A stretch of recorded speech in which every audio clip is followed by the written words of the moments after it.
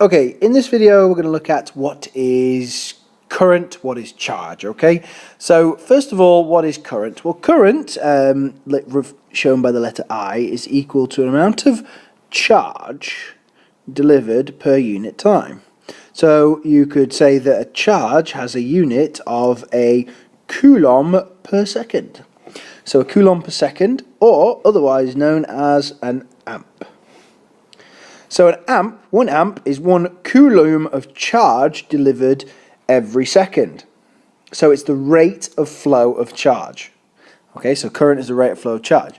So what is charge? Well, charge, represented very helpfully by the letter Q, is essentially measured in coulombs.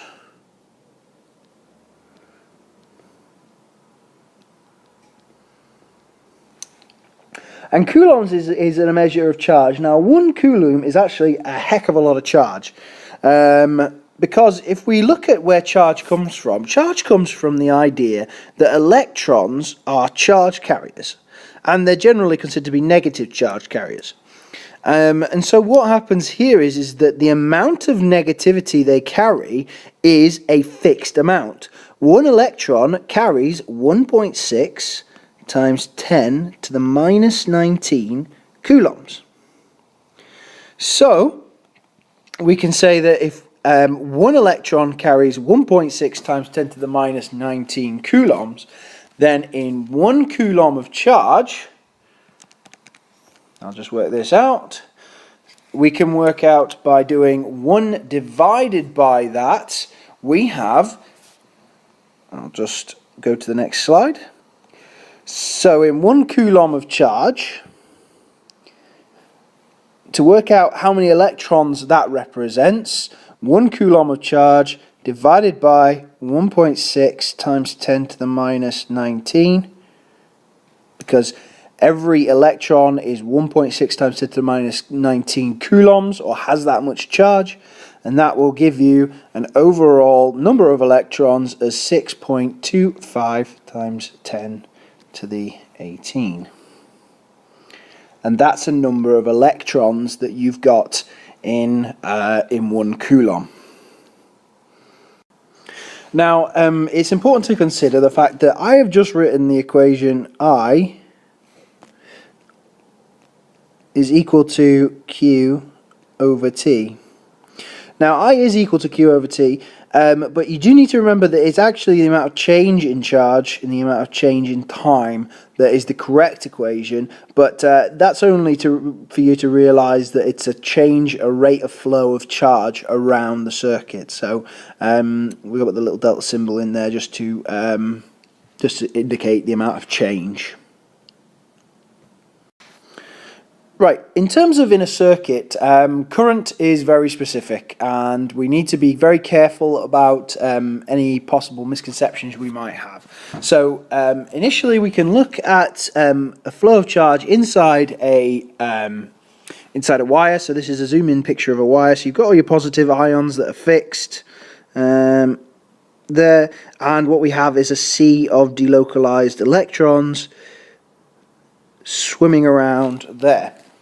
So what happens essentially is that because what current is a flow of these electrons through this circuit, just like so.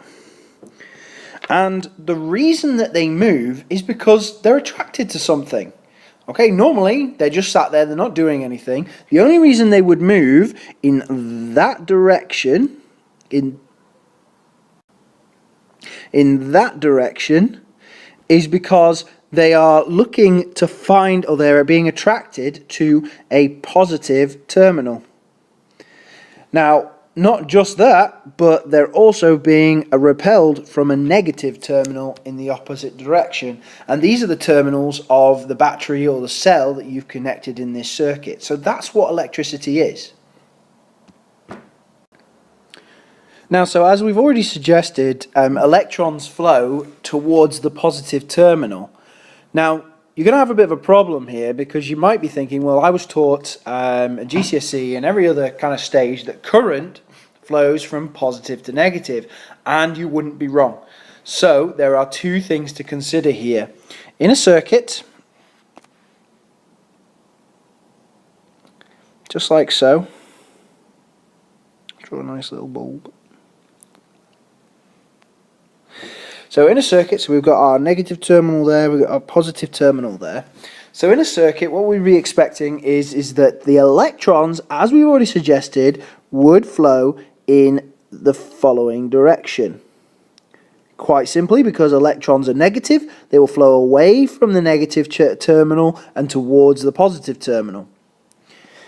Now, conversely, current, conventional current, is from positive to negative. So whenever we talk about current, we have to talk about it flowing from positive to negative. And they are in opposition. So, to recap, that's electron flow. And on the other side, that is conventional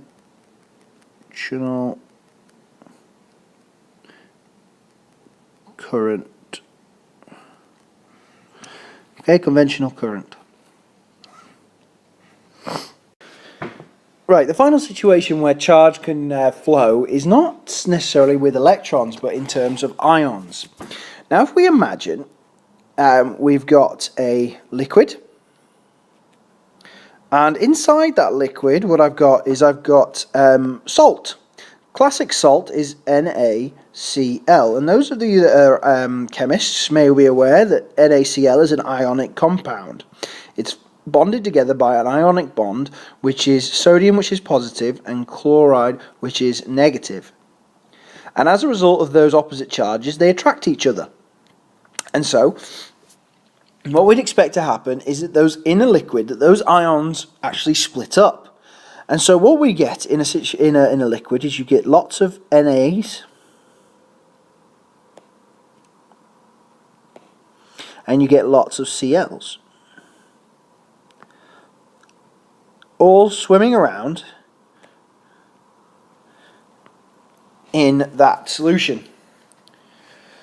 Now this is what we call an ionic solution. Okay. Now, what's really important, an ionic solution is one that can be considered to be an electrolyte. Okay, so this is an electrolyte. An electrolyte, as a definition, is quite simply just a liquid that can carry an electric current. So instead of it being a solid, it's a liquid that can carry an electric current. So we've got our electrolyte, which is an ionic solution. So essentially we've got an ionic compound dissolved, and what we've got here is we've got anions,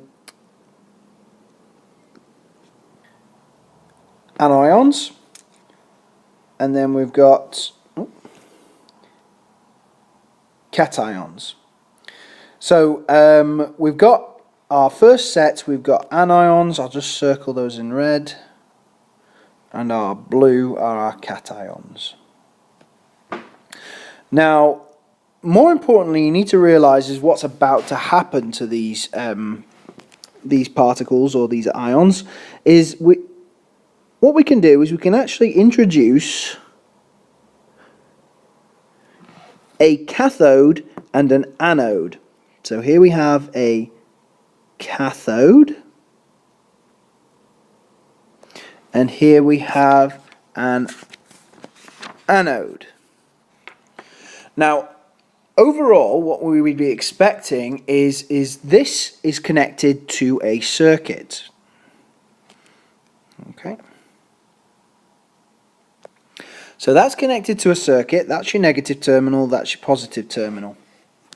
Now, as a result, what we'd expect is that the positive cations are attracted to the cathode. So the cations are attracted to the cathode, whereas the anions are attracted to the anode. So, just to reiterate, the anions go to the anode, and the cations go to the cathode. Mostly because, as you hopefully can see, the cathode is negative, whereas the anode is positive, and so will attract the opposite particles respectively. But everything is based on what it's called, on what the nodes are. So we've got the cathode is negative and the anode is positive. It is important that you remember which one is which. Now, the way I remember it is a cathode is it reminds me, you think of cats, and cats are very negative animals. So that's what I think of when I think of cats. Cats are negative animals, so it's a cathode, so it's negative, so it will attract cations to make them more positive. Hopefully, fingers crossed. Okay, so really, really important that you take note of all of those different wordings, and as a result, what happens there is that you get an a charge flow within the liquid as a result of the charge carriers moving to the cathode and anode respectively.